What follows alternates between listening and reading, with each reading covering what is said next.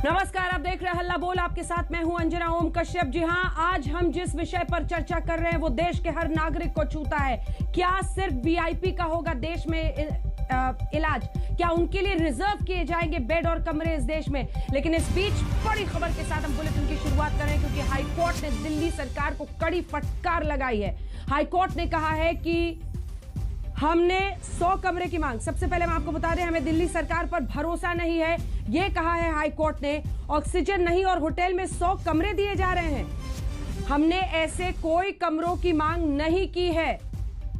दिल्ली सरकार से हाईकोर्ट ने जवाब मांगा है। यह बड़ी खबर है, क्योंकि हाईकोर्ट ने दिल्ली सरकार को फटकार लगाते हुए यह साफ कहा है कि हमने ऐसे कमरों की मांग नहीं की थी। ऑक्सीजन नहीं है और होटल में 100 कमरे दिए जा रहे हैं। हमें दिल्ली सरकार पर भरोसा नहीं है, यह गंभीर बात हाईकोर्ट की तरफ से कही गई है। दिल्ली के वीआईपी इंतजाम को लेकर हाईकोर्ट ने केजरीवाल सरकार से सवाल कर दिया। हाईकोर्ट ने कहा है कि ऑक्सीजन का इंतजाम नहीं, आप बेड की बात कर रहे हैं। लेकिन आज हम बात करेंगे वीआईपी कल्चर की। पहले आपको ये रिपोर्ट दिखाते हैं, क्योंकि हाईकोर्ट की तरफ से टिप्पणी आने के पहले हमने ये रिपोर्ट बनाई थी।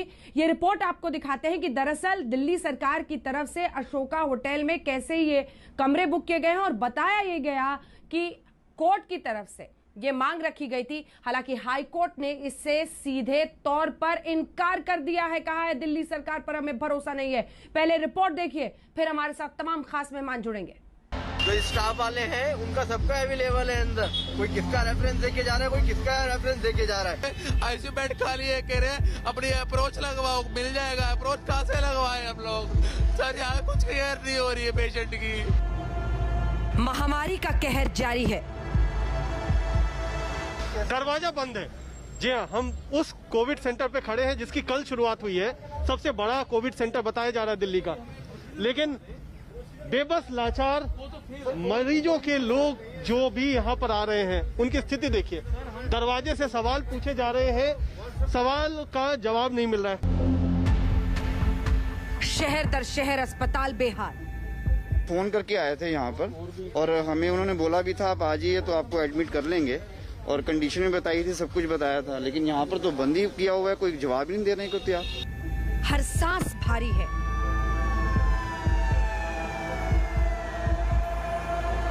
रेल के द्वारा ऑक्सीजन सप्लाई आज सुबह दिल्ली, उत्तर प्रदेश और महाराष्ट्र पहुंची है, जिससे उम्मीद की कुछ किरण जागी है। लेकिन अगर आंकड़े देखें तो कोरोना संक्रमण और मौतों का आंकड़ा अभी भी दिल दहला देने वाला है। अस्पतालों के बाहर लेटे अपनी जिंदगी की जंग लड़ते इन मरीजों की ये तस्वीरें एक सवाल पूछ रही हैं। रोते बिलखते परिवार वालों की सिर्फ कराह नहीं, इसमें सवाल भी है। सवाल दिल्ली सरकार के इस फरमान से। ये कागज पर सिर्फ एक आदेश नहीं, महामारी के बीच वीआईपी कल्चर का एक ऐसा दस्तावेज है जो धब्बा है बराबरी और इंसाफ की नींव पर। दिल्ली के 5 स्टार अशोका होटल में दिल्ली हाईकोर्ट के जजों, न्यायिक अधिकारियों और उनके परिजनों के लिए कोविड केयर सेंटर रिजर्व किया गया है। अशोका होटल के 100 कमरों को कोविड केयर सेंटर में बदला जाएगा। चाणक्यपुरी के एसडीएम ने इस बारे में नोटिस जारी किया है। नोटिफिकेशन के मुताबिक दिल्ली हाईकोर्ट की तरफ से अपील की गई थी कि कोर्ट के अफसरों के लिए कोविड हेल्थ केयर फैसिलिटी की व्यवस्था की जाए। मैं ये कहना चाहता हूँ केजरीवाल जी से, दिल्ली के मुख्यमंत्री जी से, कि अगर आपके पास इस प्रकार से होटल बुक करना, 5 स्टार बुक करने का पैसा है तो हमारे डॉक्टरों के लिए कीजिए ना, उनके परिवारों के लिए कीजिए, नर्सों के परिवारों के लिए कीजिए, स्वास्थ्य कर्मी के परिवारों के लिए कीजिए, पुलिस के परिवारों के लिए कीजिए। वो अपनी जान दांव पे लगा के वहां पे कोरोना से लड़ाई लड़ रहे हैं, उनके लिए क्यों नहीं आप ये होटल बुक कर रहे हो? उसके बाद आप जुडिशरी के लिए भी कीजिए, लेकिन आप डॉक्टरों को बुला बैठे, नर्सों को बुला बैठे, पुलिस वालों को बुला बैठे, कोरोना वॉरियर्स को बुला बैठे, और बस केवल जहां पे आपके खिलाफ सुनवाई चल रही है वहां पे आपका एक 5 सितारा पैकेज बहुत सारे सवाल खड़े करता है। आदेश के मुताबिक प्राइमस हॉस्पिटल इस कोविड केयर सेंटर को संभालेगा। डॉक्टर्स, नर्स, स्वास्थ्य सुविधा मुहैया करवाने का काम अस्पताल ही करेगा। वहीं खाना और कमरों की साफ सफाई की जिम्मेदारी होटल की होगी। नोटिफिकेशन में कहा गया है कि दिल्ली में कोरोना के मामले हर दिन बढ़ रहे हैं। ऐसे में दिल्ली में क्वारंटीन आइसोलेशन की सुविधा को बढ़ाने के लिए तैयारियां की जा रही हैं। फिर इसे कुछ खास लोगों के लिए इस होटल में आखिर क्यों रिजर्व किया गया है, जब इसी राजधानी में कई ऐसे होटल हैं जहां पर क्वारंटीन और आइसोलेशन सेंटर्स खोले गए हैं इलाज के लिए बेड की सुविधा दी गई है, लेकिन वो सभी लोगों के लिए है।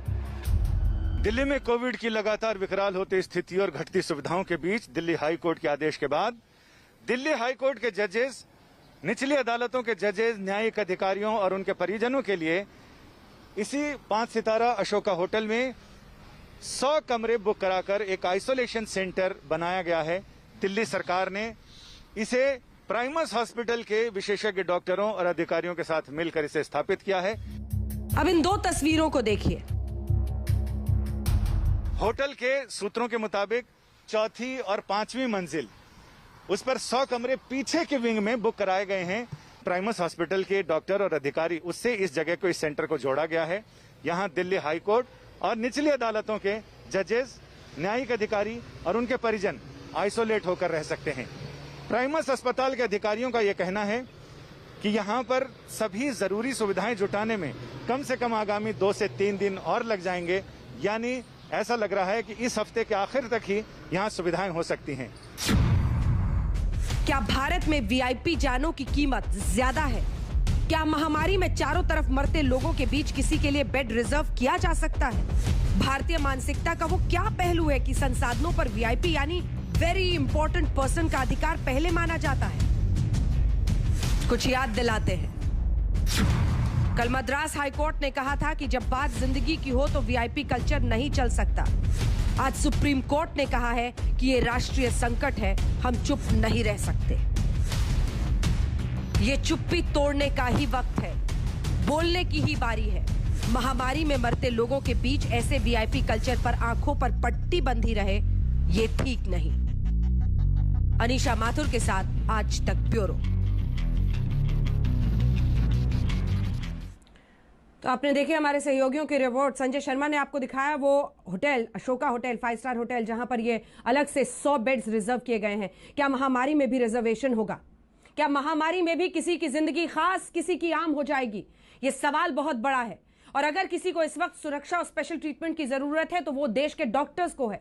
और इसीलिए उनके साथ सॉलिडारिटी में उनकी इज्जत बढ़ाने के लिए हम सब ने ये बैच लगा रखा है। सवाल है कि आज तक ये पूछ रहा है कि क्या महामारी के बीच, मरते हुए लोगों के बीच भी वीआईपी कल्चर चलेगा इस देश में? राघव चड्ढा मोर्चा संभालेंगे आम आदमी पार्टी की तरफ से, दिल्ली सरकार की तरफ से, वो अभी हमारे साथ जुड़े नहीं है। गौरव भाटिया राष्ट्रीय प्रवक्ता भारतीय जनता पार्टी के हमारे साथ जुड़ गए हैं। सुप्रिया श्रीनेत हमारे साथ कांग्रेस पार्टी की तरफ से जुड़ गई हैं।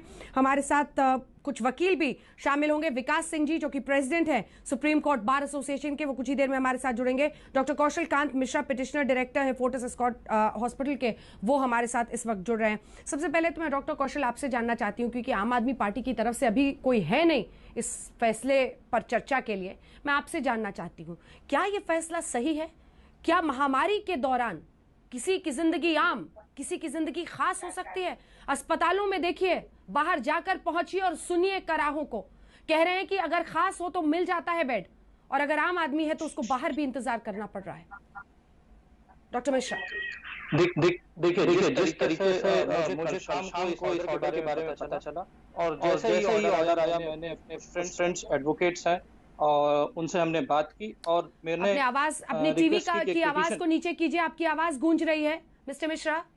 डॉक्टर मिश्रा, आपने शायद टीवी या कुछ आसपास ऑन रखा है। बोलिए, अब बोलिए जी, बोलिए ठीक है, बोलिए। मैं कह रहा हूँ कि जैसे ही मुझे किस ऑर्डर के बारे में पता चला और मैंने अपने एडवोकेट फ्रेंड से बात की, मैंने कहा कि कोई एडवोकेट अगर अपना नाम नहीं दे सकता क्योंकि हाईकोर्ट का मामला है, लोगों की प्रैक्टिस पे क्वेश्चन हो सकता है, इसलिए मैंने कहा कि पिटिशनर इन पर्सन बन के मेरी पिटीशन फाइल होगी। और मैं बहुत धन्यवाद करना चाहूंगा मीडिया का, क्योंकि सुबह से ही मैं 3 मीडिया चैनल पे बैठा और तीनों पे मैंने इस बात को कहा और अल्टीमेटली मीडिया की वजह से ही मुझे लगता है ये बात कोर्ट तक पहुंची है और जिसकी वजह से आज ये ऑर्डर हाईकोर्ट ने अपने आप स्वतः वापस ले लिया। मुझे लगता है कि बिल्कुल गलत आदेश था, केवल इसलिए आदेश दिया गया था क्योंकि दिल्ली के सारे केसेस दिल्ली हाईकोर्ट में चल रहे हैं और वो सिर्फ और सिर्फ जजेस को खुश करने के लिए इस तरह का आदेश दिया था। जबकि इस ऑर्डर में जो आपने पढ़ के सुना, इसमें मैंने अंडरलाइन किया हुआ है, इस पॉइंट पे क्लियर कट उन्होंने कहा हुआ कि हाईकोर्ट की तरफ से रिक्वेस्ट आई थी और हाईकोर्ट की रिक्वेस्ट का नाम लेते हुए इसमें पढ़ के सुनाता हूं। इसमें लिखा हुआ कि 100 rooms of Ashoka hotel new Delhi for setting up Covid health facility for the use of honourable justices and other judicial officers of Delhi high court and their families and the placed at the disposal of Primus Hospital Chanakpuri, New Delhi with immediate effect following direction. और उसमें यह भी लिखा था कि non compliance of this order shall attract the penal action as per law. This is nonsense. ऐसा order आज तक, और मुझे तब बुरा ज्यादा लगा था जब इन्होंने ये इसमें मेंशन किया हुआ है कि हाईकोर्ट की तरफ से एप्लीकेशन गई थी। जब हाईकोर्ट ने आज कोर्ट में ये क्लियर कर दिया कि इन्होंने हाईकोर्ट की तरफ से कोई एप्लीकेशन नहीं दी गई, तो इससे ये पता चलता है, ये दिल्ली सरकार का चेहरा सामने आता है। ये इन्होंने किस तरह से, मतलब इसको टोटल पॉलिटिक्स कहते हैं, यही पॉलिटिक्स का नाम है। जब प्रधानमंत्री के साथ बैठक हो रही थी तो अपने आप को ईमानदार दिखाने के लिए पूरे चैनल के सामने रिले करके बताना और बाद में हाथ जोड़ के माफी मांगना, ये बिल्कुल गलत तरीका है। ये केवल पॉपुलिस्टिक पॉलिटिक्स है, केवल घटिया पॉलिटिक्स अगर मैं कहूं तो वर्ड सही रहेगा। क्योंकि किसी ने नहीं कहा, इसमें कोर्ट को भी घसीटा गया। आज आप तो बड़े गंभीर आरोप लगा रहे हैं डॉक्टर मिश्रा। बिल्कुल सही। अरे डॉक्टर मिश्रा आप तो बड़े गंभीर आरोप लगा रहे हैं। बिल्कुल आप सही कह रहे हैं कि हाईकोर्ट को अपनी तरफ करने के लिए मुझे ऐसा लगता है, आप बताइए, कोर्ट ने अगर लेटर नहीं लिखा तो कोर्ट का नाम क्यों दिया गया? अगर मैं और मीडिया ने इस बात को नहीं उठाया होता तो ये ऑर्डर फाइनल हो जाता। और किसी एडवोकेट की तरफ से, मतलब मैं ये नहीं कह रहा हूं कि एडवोकेट डर रहे हैं, लेकिन आप खुद सोचिए ना, हाईकोर्ट के सामने कोई भी सरकारी, कोई पॉलिटिकल पार्टी नहीं बोली, किसी पॉलिटिकल पार्टी ने अपोज नहीं किया, वो कोई भी हो, केंद्र सरकार हो, राज्य सरकार हो, कोई एडवोकेट कोई नहीं आया। अगर मीडिया नहीं होता और मैं नहीं बोलता और मेरे जैसे बहुत सारे लोग शायद ट्विटर पे बोल रहे हैं, वो नहीं बोलते, तो ये ऑर्डर वापस नहीं होता। और बात इस आदेश की नहीं है, बात इस समय पैंडेमिक के समय में इस तरह के आदेश पारित करने की है। जब सड़क पे आदमी मर रहा है उस समय आप किसी को खुश करने के लिए, उस ऑफिसर, उसकी फैमिली को खुश करने के लिए आपने 100 कमरे बुक करा दिए। यह निहायत ही गलत परिपाटी है, ऐसा कभी नहीं होना चाहिए। इस तरह के किसी भी आदेश को पूरे देश में नहीं पारित करना चाहिए। मैं सिर्फ ये कहना चाहता हूं कि मुझे किसी का इलाज करने में कोई प्रॉब्लम नहीं। राघव चड्ढा जी का इंतजार रहेगा हमें, रुक जाइए। राघव चड्ढा जी का इंतजार है। मैं आम आदमी पार्टी के प्रवक्ता जिन्होंने कहा था वो हमारे साथ बैठेंगे, वो विधायक भी हैं। जैसे ही वो चर्चा में आएंगे हम उनसे पूछेंगे, क्योंकि जो ऑर्डर उन्होंने निकाला है उसमें बाकायदा जानकारी ये दी गई है कि हाईकोर्ट की तरफ से इस तरह का रिक्वेस्ट किया गया है। अब ऐसे में सवाल ये है कि वो रिक्वेस्ट की बात सही है या नहीं है, क्योंकि हाईकोर्ट ने तो फटकार लगा दी है। गौरव भाटिया जी, सुप्रेशी ने, दोनों को दिखाइए। गौरव भाटिया जी, हाईकोर्ट ने तो कह दिया है कि हमने ऐसी कोई मांग की ही नहीं थी। देखिए, मैं हाईकोर्ट पे जरूर आऊंगा और भारतीय जनता पार्टी की भी बात कहूंगा, क्योंकि डॉक्टर कौशल जी अभी कह रहे थे कोई पॉलिटिकल पार्टी सामने नहीं आई, लेकिन डॉक्टर कौशल जी की बात से मैं पूर्णतः सहमत हूं। हमारा देश संविधान से चलता है, यहाँ वीवीआईपी कल्चर नहीं हो सकता। और 3 ऐसे नैतिक मूल्य हैं जिनका उल्लंघन अरविंद केजरीवाल जी ने अपना निकम्मापन छुपाने के लिए किया है। पहला, अनुच्छेद 14। अंजना जी ये कहता है कि हमारा हर नागरिक और उसकी जान बराबर है, कोई भेदभाव नहीं हो सकता, इक्वालिटी बिफोर लॉ।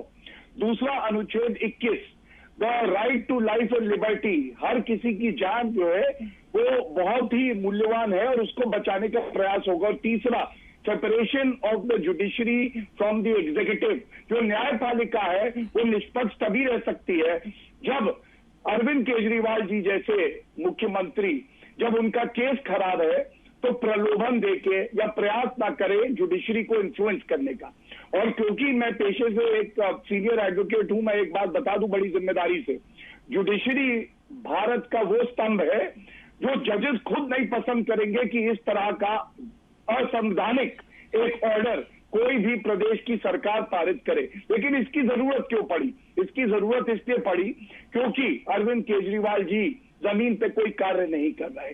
अगर उन्होंने पर्याप्त मात्रा में बेड, ऑक्सीजन, दवाइयां दी होती तो ये क्लासिफिकेशन करने की क्या आवश्यकता पड़ती? आप मुझे बताइए, कहा जाता है कुछ धूर्त लोग जब केस बुरा होता है तो सोचते हैं कि न्यायमूर्ति को हम इन्फ्लुएंस कर देंगे, प्रलोभन दे देंगे, लेकिन भारत की न्यायपालिका ऐसी नहीं है। और मुझे याद है ये वो अरविंद केजरीवाल जी हैं, अंजना जी, जो कहते थे बच्चों की कसम लेके मुझे सरकारी बंगला नहीं चाहिए, बंगला ले लिया, वैगन में घूमूंगा, बड़ी गाड़ी में आ गए, मुझे सिक्योरिटी नहीं चाहिए, आज सुरक्षा है। अरे आम नागरिक कह रहा है एक भी बेड अगर जरूरत किसी को है जान बचाने के लिए तो उसके लिए होना चाहिए, इसमें कोई रिजर्व कोटा थोड़ी ना होता है। लेकिन इसीलिए आज आम आदमी पार्टी के लेकिन इस नियम से गौरव भाटिया जी, गौरव भाटिया जी, ठीक है, चलिए, हमें इंतजार है क्योंकि अभी जानकारी हमने उनके मीडिया इंचार्ज से बात करने को कहा है कि आखिर बहस में क्यों नहीं शामिल हो रहे हैं। लेकिन सुप्रिया जी, मैं आपके पास अब आना चाहती हूँ। सुप्रिया जी, आज तो हर किसी को, हर नेता को ये शपथ लेनी होगी, अगर आप किसी भी व्यक्ति के लिए फोन कॉल करते हैं तो हॉस्पिटल वाला कोई नया कोड थोड़ी लगा रहा है। किसी की बारी जा रही है तब किसी को मौका मिल रहा है। ये जो जितने लोग ये कह रहे हैं कि हम तो मदद कर रहे हैं, फोन कॉल करने से आप एक तरह से वीआईपी को बिहेवियर ही कर रहे हैं ना। आप किसी स्पेशल, हो सकता है वहां पर किसी और जरूरतमंद की जगह आप किसी को बेड दिला रहे हो। आप देखिए, अस्पतालों से जो बातचीत सामने आ रही है, सब यही कह रहे हैं कि अगर किसी की पैरवी है तो बेड मिल जा रहा है। यहाँ पर लोगों का विश्वास टूट रहा है इस वीआईपी कल्चर से। गुस्सा नहीं, इससे पहले कि मैं उसका जवाब दूं, मैं सबसे पहले तो भर्त्सना करना चाहती हूँ जो दिल्ली सरकार ने काम किया है। और मुझे लगता है गौरव भाटिया और मैं शायद कभी लाइफ में अग्री नहीं करेंगे किसी चीज पर, लेकिन आज वो अनोखा दिन है जिसमें हम अग्री कर रहे हैं कि अरविंद केजरीवाल जी ने जो किया वो कुत्सित था। और कुत्सित इसलिए था क्योंकि उन्होंने खुद, उनका ट्विटर बायो क्या है, सब इंसान बराबर हैं। आप अपनी खुद की बात पर यकीन नहीं करते हैं। आपने कहा था वीआईपी कल्चर तो अंग्रेजों की देन थी, खत्म हो जाना चाहिए जब देश आजाद हुआ था, और आप वही वीआईपी कल्चर कर रहे हैं। और उसके साथ ये बोला जा रहा है कि इसको जो पालन नहीं करेगा उसके खिलाफ पीनल एक्शन होगा। आप ये भी देखिए, धमकाने का भी इसमें बात कही जा रही है। और धज्जियां उड़ा दी है हाईकोर्ट ने। हाईकोर्ट ने क्या कहा है, can we as an institution stay that you create a facility for us when people are dying on the road, this is discriminatory. High court ने इनकी फजीहत कर दिया। हाईकोर्ट ने दूध का दूध और पानी का पानी कर दिया कि हमने मांगा ही नहीं था। हमने तो कहा था अगर जरूरत पड़े तो हॉस्पिटलाइजेशन के प्रबंधन करिए। हमने ये कभी नहीं कहा था कि आप हमारे लिए 100 बेड का एक 5 स्टार होटल में बना दीजिए और वहां के लोगों को पीपीई किट पहना दीजिए। किस तरह की बेवकूफी की बातें कर रहे हैं। इन्होंने पूरी तरह से हेल्थ सर्विस को फेल कर दिया है। और मैं बहुत ही खेद के साथ कहती हूँ, आज कह रहे हैं हम क्रायोजेनिक टैंकर्स लाएंगे, हम फ्रांस से ऑक्सीजन प्लांट लाएंगे, तो 1 साल तक तो केंद्र सरकार भी हाथ पर हाथ धरे बैठी थी। लगता है छोटे भाई केजरीवाल भी हाथ पे हाथ धरे बैठे थे। मैं बहुत खेद के साथ कहती हूँ, अभी मैं थोड़ी देर पहले मैक्स हॉस्पिटल से लौटी हूँ, अपने किसी परिवारजन से मिलने गई थी मैं वहां पर जो मैंने मंजर देखा है ना अंजना जी, रूह कांप जाए किसी की। मैं सच बता रही हूँ आपको, आधे घंटे के अंदर वहां पे मैंने 4 मौतें इमरजेंसी में होते हुए देखी हैं। लोग गिड़गिड़ा रहे हैं, मेरे पेशेंट्स ले लीजिए। तो जो आपने सवाल किया, जो सिर्फ मदद की बात हो रही है, वो ये हो रही है कि आप राइट प्रोटोकॉल से लोगों को टच में डाल रहे हैं। इतनी आपाधापी मच गई कि कई बार राइट प्रोटोकॉल से लोग टच में नहीं आ पा रहे हैं। मैं भी लोगों की मदद कर रही हूँ। मैं किसी को सिफारिश के लिए फोन नहीं करती हूँ। मैं एप्स पर देखती हूँ कहाँ पर हॉस्पिटल खाली है, वहां पर फोन करके पूछती हूँ। अगर वहां हॉस्पिटल होता है, ऑक्सीजन की जरूरत है पेशेंट को, तो वहां भेजती हूँ। अगर ऑक्सीजन की जरूरत नहीं है तो बाकी हॉस्पिटल से बात करते हैं।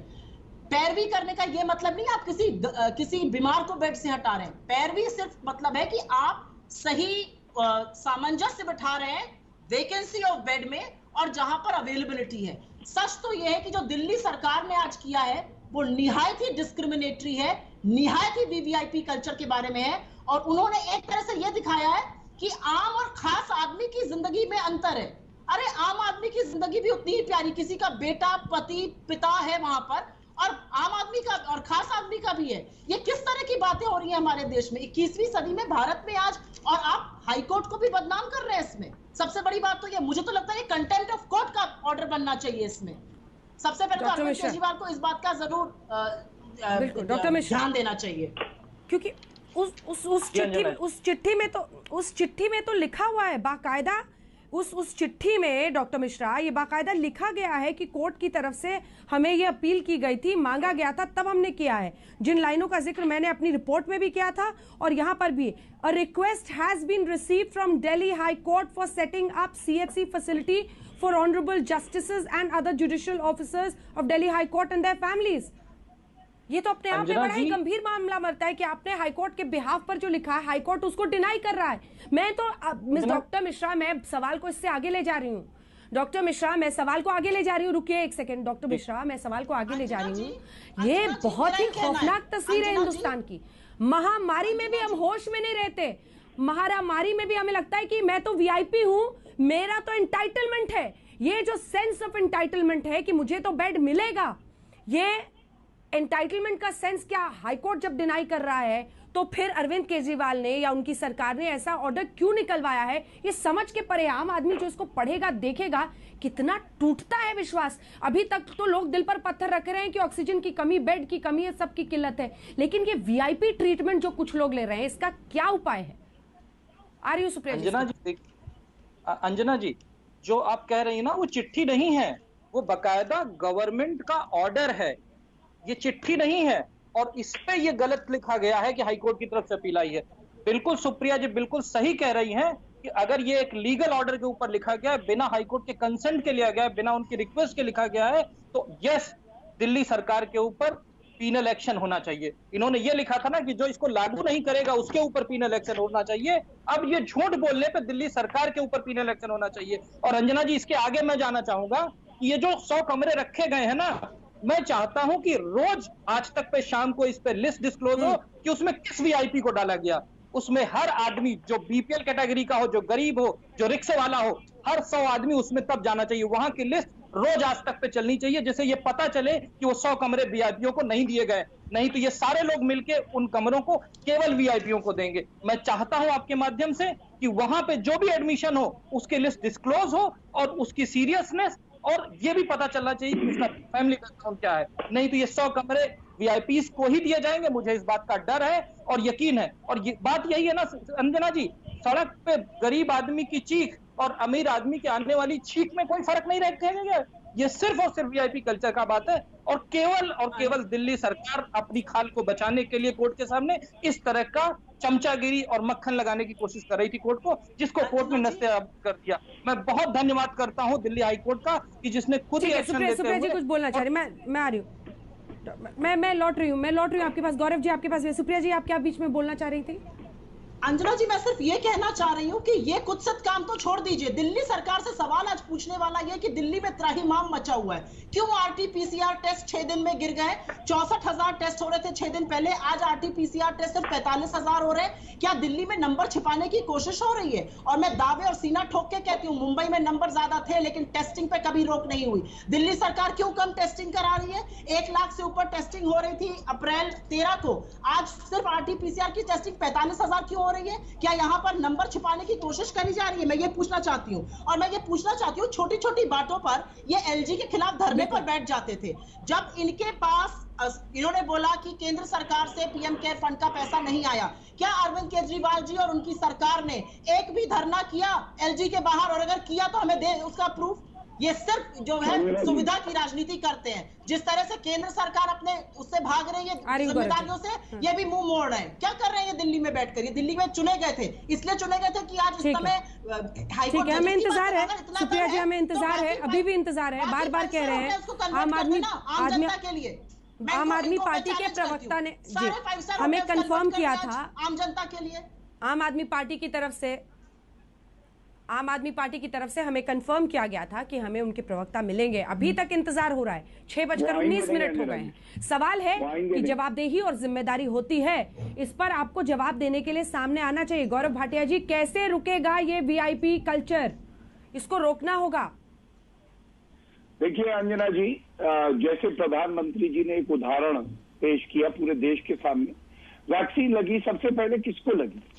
सबसे पहले डॉक्टर्स को, जो हमारे कोविड वॉरियर्स हैं उनको लगी। एक बड़ा संदेश गया देश में कि हर नागरिक की जान महत्वपूर्ण है और जो हमारे डॉक्टर हैं, नर्सेज हैं, इनको सबसे पहले वैक्सीन लगवाने का हक है। नरेंद्र मोदी जी ने खुद वैक्सीन कैसे लगवाया? वो अस्पताल गए साधारण नागरिक की तरह, उन्होंने किसी को अपने प्रधानमंत्री आवास पे नहीं बुलाया, एक बड़ा संदेश किया। और इसका विपरीत आज जो हो रहा है वो इतना ही दुखद है जितना हमने इससे पहले देखा है। कांग्रेस की प्रवक्ता यहाँ राजनीति कर रही हैं, कांग्रेस से पूछना चाहिए क्या वदावन उनको स्पेशल परमिट नहीं दिया गया था कोविड के समय में? ठीक है, गृह मंत्री महाराष्ट्र ने दिया था, ये भी एक सवाल है। लेकिन मैं एक बात जरूर यही से चर्चा लिए चलेंगे। एक सेकंड आपको गौरव भाटिया रोक रही हूँ मैं, एक सेकंड रोक रही हूँ क्योंकि वक्त ब्रेक का हो गया। जो सवाल आपको पूछना है सुप्रिया जी से पूछ लीजिएगा, क्योंकि आम आदमी पार्टी के प्रवक्ता अभी तो आए नहीं है अभी तक, ताकि हम उनसे भी सवाल पूछे। लेकिन आज हिंदुस्तान का हर व्यक्ति इस खबर को सुनकर देखकर आहत है।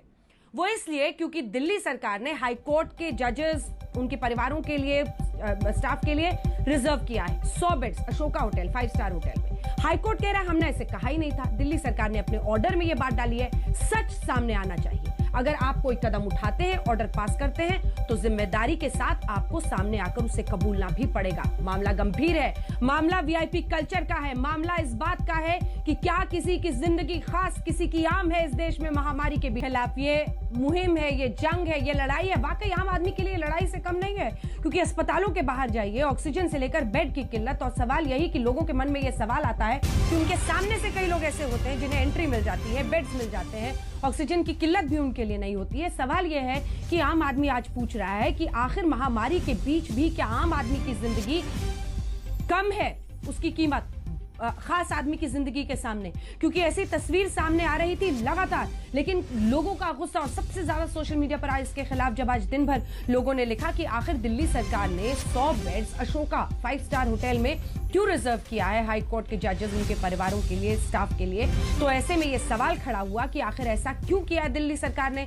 हालांकि दिल्ली सरकार ने ऑर्डर में यह भी लिखा कि यह हाईकोर्ट की तरफ से मांग की गई थी, लेकिन हम इसकी पुष्टि कर दें क्योंकि बड़ी खबर ये आ रही है कि हाईकोर्ट ने दिल्ली सरकार को कड़ी फटकार लगाई है। कहा है ऑक्सीजन है नहीं और हमें 100 बेड देने चले हैं।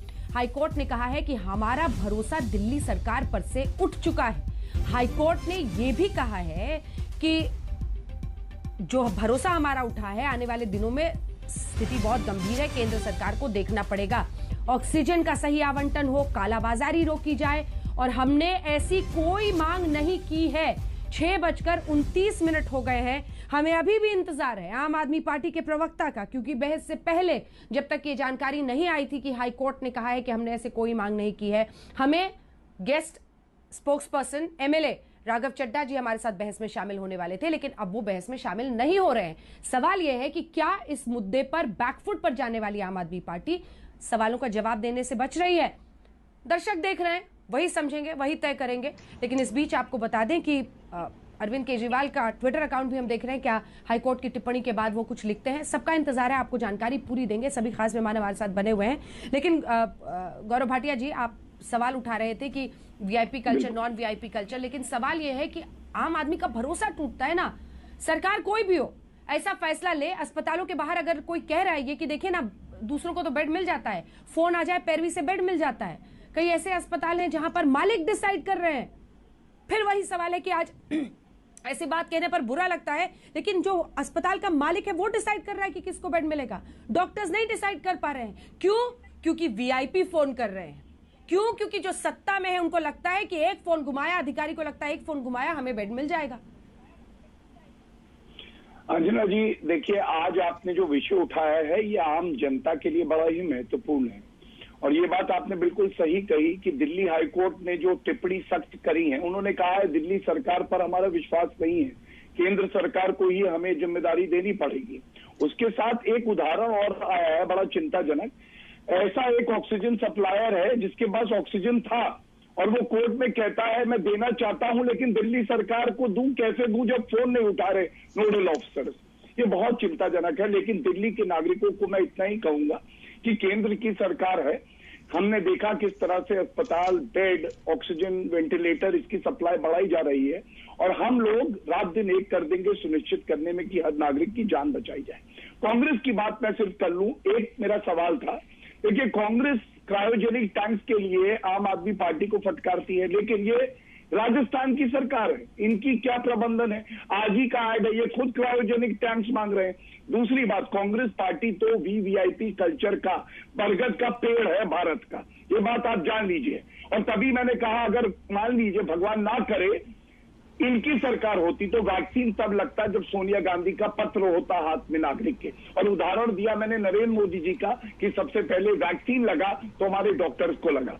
और मत भूलिएगा, कब एयरपोर्ट पे जाते थे यूपीए सरकार में, तो एयरपोर्ट पे एक नाम होता था सबसे नीचे जिसकी फ्रिस्किंग नहीं होगी, उसको देश का दामाद माना जाता था, वो थे रॉबर्ट वाड्रा।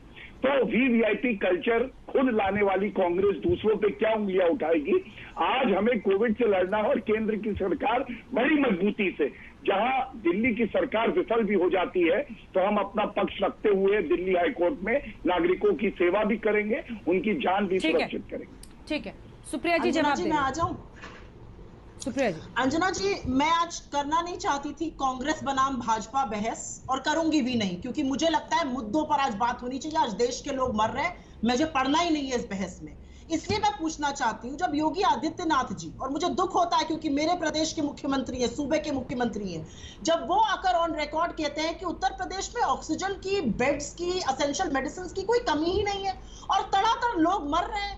कानपुर में आप देखिए किस तरह से शवदाह में लोग मर रहे हैं, बिना इलाज हुए लोग मर रहे हैं। तो क्या समझा जाए इसको? इतनी भ्रमित करने वाली बात क्या सूबे के मुख्यमंत्री को करनी चाहिए, ये मैं पूछना चाहती हूँ। और अगर किसी की बिना ऑक्सीजन के मौत हो जा रही है उत्तर प्रदेश में, तो ये क्रिमिनल नेग्लिजेंस है, ये इग्नोरेंस है, ये कंप्लिसिटी है, ये क्या कहा जाएगा? और तन्मय फडणवीस तो 45 साल से नीचे है। फडणवीस जी के जो भतीजे हैं, उन्होंने जाके वैक्सीन लगा के अपनी तमाम कैसे करा उन्होंने? भाई ये वीआईपी कल्चर नहीं है, बताइए जरा आप मुझे। मैं उस वीआईपी कल्चर से भी आगे इस बहस को बढ़ाना चाहती हूँ कि आज भी मौत के आंकड़े, टेस्टिंग लेवल, अभी आपके ही चैनल पर मैं थोड़ी देर पहले सुन रही थी, हेल्थ मिनिस्टर थे जेपी सिंह वहां के यूपी के, उन्होंने कहा हम 1 लाख RT-PCR कर रहे हैं, 2.5 लाख टेस्टिंग हो रही है रोज। ICMR की गाइडलाइन के अकॉर्डिंग 1.5 लाख RT-PCR होना चाहिए, 60% RT-PCR होना चाहिए। क्यों नहीं हो रहा? उत्तर प्रदेश में 22 करोड़ की जनसंख्या है, विस्फोटक हो गया है वहां पर कोरोना, उसके बारे में कोई बात नहीं करेगा। मुख्यमंत्री कहेंगे कोई चीज की कमी नहीं है, तो ऐसे ही लोग दर बदर की ठोकरें खा रहे हैं। देखिए क्या मंजर है नोएडा, ग्रेटर नोएडा के अस्पतालों में। चले जाइए गोरखपुर, चले जाइए कानपुर, चले जाइए मेरठ, कोई भी एसेंशियल सर्विस अवेलेबल नहीं है। लोग त्राहिमाम कर रहे हैं। दुख होता है सुनकर लोगों की व्यथा, दुख होता है देखकर कि 35-35, 40-40 साल के नौजवान लड़के मरे जा रहे हैं बिना ऑक्सीजन और दवाइयों के, और सूबे के मुख्यमंत्री आंख पर पट्टी बांधे हुए गौरव भाटिया जी जवाब दीजिए। कुछ कमी नहीं है, ये क्रिमिनल नेग्लिजेंस नहीं है आपको लगता है? NSA लगा देंगे, ये सुनिए, NSA लगा देंगे अगर किसी ने कुछ बोला तो। इस समय संवेदनशीलता की जरूरत है या धमकाने की जरूरत है? मैं जानना चाहती हूँ, धमकाने की जरूरत है या संवेदनशीलता की जरूरत है? मैं पूछना, NSA लगा देंगे आप सुप्रिया जी अब जवाब दे रहे हैं ना? सुप्रिया जी जवाब दे रहे हैं, वो अब जवाब सुनिए। हाँ गौरव जी। देखिए कौन बोल रहा है ये मैं दर्शकों के सामने रख दूं। क्या हालत है आज महाराष्ट्र की, ये कल के आंकड़े हैं। 66,000 नए केस आए महाराष्ट्र में, 11 करोड़ वहां की जनसंख्या है, 832 दुर्भाग्यपूर्ण मौत हुई।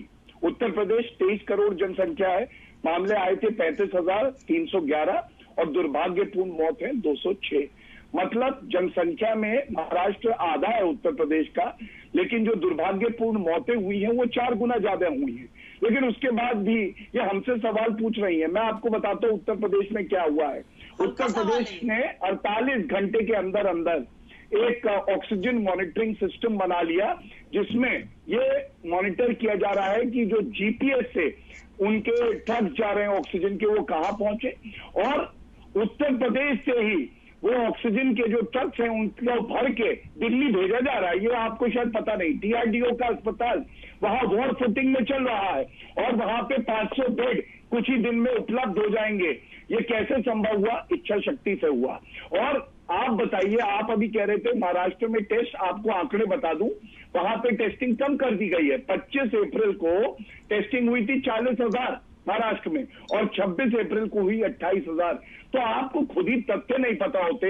आप आम आदमी पार्टी की तरह सो के आप जागे हैं, क्रायोजेनिक टैंक्स अब बुला रहे हैं और उसके बाद आरोप हम पे लगा रहे हैं। आप बताइए, महाराष्ट्र की वजह से क्या झटका पूरे देश को नहीं लगा? क्या महाराष्ट्र सबसे पीछे नहीं है इस वक्त कोविड की लड़ाई में?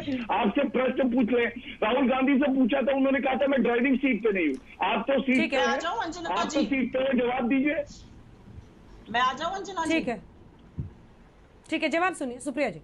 पता नहीं महानुभाव को पता है कि नहीं, महाराष्ट्र ने अपना संक्रमण रेट ऑलमोस्ट हाफ कर लिया इस हफ्ते, क्योंकि उन्होंने समय रहते लॉकडाउन लगाया था। उन्होंने उत्तर प्रदेश की तरह हाई कोर्ट का, अरे भाई बीच में मत बोलिए, 2 मिनट बोलने दीजिए। ये बोलने नहीं देंगे, मैं नहीं बोलूंगी क्योंकि पूरा कर ले गौरव जी पूजा कर ले। तू मैं की बहस नहीं हो सकती है। लोग अस्पतालों के बेड पर दम तोड़ रहे हैं और सरकार की नाकामियों की वजह से, बेदिली की वजह से मौतें हो रही है। खैर, मैं सिर्फ इतना बोलना चाहती हूँ कि महाराष्ट्र ने टाइम रहते नहीं, लेकिन सुप्रिया जी ये सवाल तो पूछा जाएगा ना कि अभी आपने कहा, एक सेकंड, अभी आपने कहा, ठीक है, आप ही जवाब दीजिएगा। अभी आपने कहा कि यूपी के मुख्यमंत्री के खिलाफ आपराधिक केस होना चाहिए, जिस तरह से लोगों की जान जा रही है। लोगों की जान तो ऐसे महाराष्ट्र में भी जा रही है ना। वही बात उद्धव ठाकरे के लिए बोलेगा आप, या फिर वहां के सेलेब्स और स्टार्स बस लिखते रहेंगे बेस्ट सीएम? उसी की आजादी है, कोई खिलाफ बोलेगा तो वहां पर भी मामला गड़बड़ा जाता है। नहीं अंजना जी, मुझे एक बात बताइए, उद्धव ठाकरे कभी ऑन रिकॉर्ड आकर टाइम्स ऑफ इंडिया के इंटरव्यू में और सारे टीवी चैनल्स पर आकर ये बोल रहे हैं मेरे पास सब कुछ प्रचुर मात्रा में है, सब पर्याप्त है, और उसके बाद भी त्राहिमाम मचा हुआ है? योगी जी तो ये कर रहे हैं ना, तो बोलना तो पड़ेगा ही।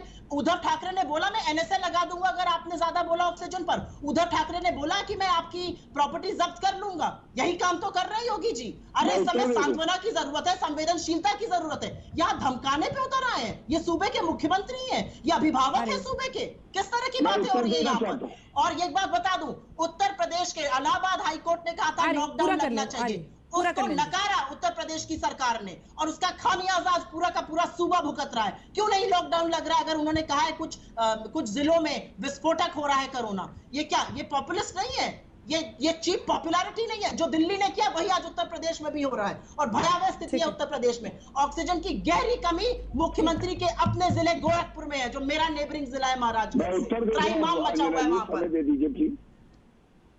ठीक है, ठीक है, अब गौरव जी इसका जवाब देंगे। गौरव जी जवाब दीजिए, क्या लॉकडाउन पर सरकार इस बार बैकफुट पर थी?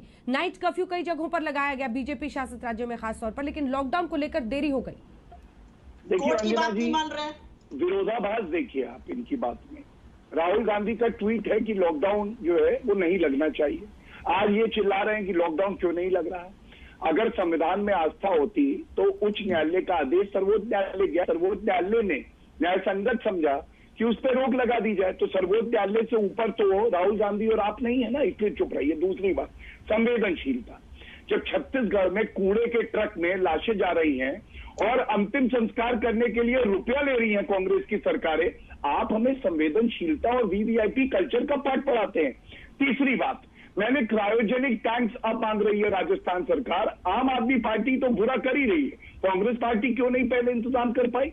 मैंने आंकड़े दिए महाराष्ट्र के, आप भी जानती हैं अंजना जी, एक ऐसा समय है कि 34 से 35% जो कोविड के संक्रमित मामले हैं वो केवल महाराष्ट्र से है। जनसंख्या 10%, तो कहीं ना कहीं विफल तो हुई। और ये वो सरकार है अंजना जी, मत भूलिएगा, हजारों करोड़ रुपए की, अब बीच में मत बोले प्लीज, शांत रहिए। ये वो सरकार है अंजना जी, हमने डिबेट भी किया था। का टाइम हो रहा है, जल्दी से बात सरकार वसूली कर रही थी, कौन सरकार वसूली कर रही थी? जब इनको बेड, ऑक्सीजन के सिलेंडर और दवाइयों का इंतजाम करना था, ये आम जनता को लूट के वसूली कर रहे हैं। जी एक लाइन, मैं सिर्फ इतना कहूंगी अंजना जी, एक लाइन से जल्दी से। एक साल से हाथ पे हाथ धरे केंद्र सरकार की नाकामियों और विफलताओं का नतीजा है कि आज भारत में कोरोना ऐसा आया है। प्रधानमंत्री ने कहा था हमने जंग जीत ली है, हमारा वैक्सीन लैब है हम, और वैक्सीन कहां तक एक्सपोर्ट किए जा रहे थे? ऑक्सीजन एक्सपोर्ट कर रहे थे। हमारे लोगों की जान आपके लिए प्राथमिकता नहीं है। अभी जब हम ये चिल्ला चिल्ली कर रहे हैं तब भी कोई ना कोई दम तोड़ रहा है। हर मिनट इतने ज्यादा लोग संक्रमित हो रहे हैं, हर मिनट किसी की जान जा रही है इस देश में। कोविड की महामारी के दौरान की भी क्या इलाज के लिए वीआईपी होना जरूरी है? ये सवाल आज आम नागरिक पूछ रहा है। एक ब्रेक के लिए हम रुक रहे हैं, देखते रहिए आज तक। नमस्कार, मैं हूं अंजना ओम कश्यप। हमें उम्मीद है ये वीडियो आपको पसंद आया होगा। लेटेस्ट खबरों के लिए यूं ही देखते रहिए आज तक, और इस वीडियो के पसंद आने पर लाइक, शेयर एंड सब्सक्राइब करना ना भूलें।